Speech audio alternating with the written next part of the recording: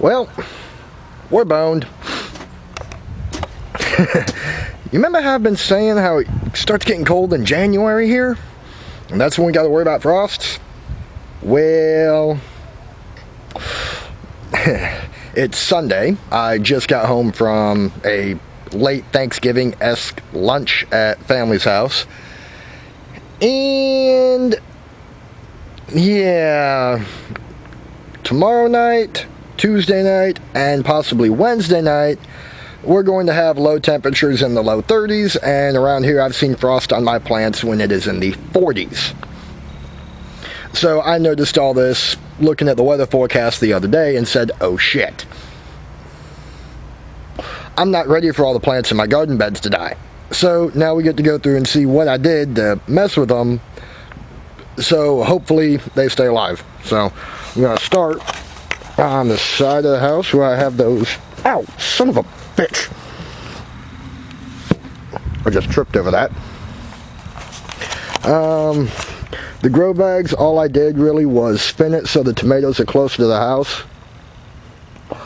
On this side of the house, since it's the south side, it gets light, all day, heats up the side of the house, and it has to get down into the teens normally before it frosts up close to the side of the house, so I'm not overly worried about this.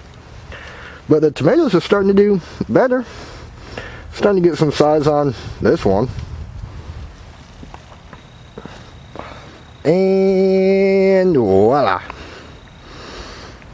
Luckily, I've got a decent amount of PVC in the garage. And I figured out I can, just make these frames, and then we'll throw some blankets over them, because we're from up north. When we moved down here, we kept a lot of our blankets, and they come in handy. So for the potatoes, I'm just going to throw blankets over them and then put some clamps on the pipes to hold them in place. And if you had fruit or some other kind of vegetable or berry or something that the birds were going after, you could do bird netting over this really easily. A bundle of PVC, I think, is like $15 for 10-foot stick, for 10-foot sticks. This is just regular Schedule 40 PVC that you would use in plumbing in your house. I use it for all the irrigation stuff that I build up.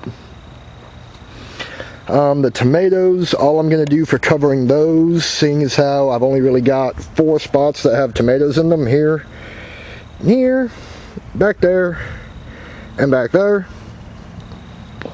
I'm just going to use these big red tubs and set them over top of them. And then the little bit of the carrots and the beans, I've got some pipe stuck in the side so we can lay blankets over this, because I really want to protect my beans. Let me get down in here a little bit, because we're starting to get little baby beans. So I want to get something out of this garden. I'm not ready for it to die yet, damn it. But also, over the last couple of days, I've spent a little bit of time here and there pulling out all the straw that's been growing up.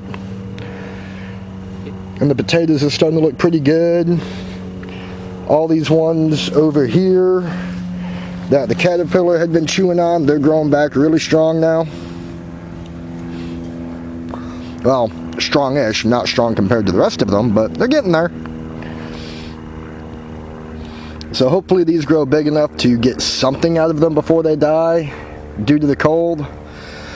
This cold snap we have coming is only supposed to last a few days, and then it'll be back to business as normal in the with lows in the mid-upper 40s, 50s, somewhere around there. So yeah, hopefully I'll be able to keep everything alive long enough to get something out of it. The carrots I've pretty much viewed as a wash. I don't think I'm actually going to get anything out of the few carrots that we have growing. I'm going to let them keep growing, but if I don't get anything out of it, I'm not going to be too butthurt about it. The tomatoes, with how slow their progress is coming, that's another one, again, I'm not going to expect anything out of, but I'm going to try to give them a fighting chance, damn it. That bed's still empty. I'm not planting anything in there. But that's how the garden's doing for this week. Now, a couple days before December. And this is the longest garden update video I've done. Nice. But I reckon I will see y'all on this playlist again in a week. Thank you.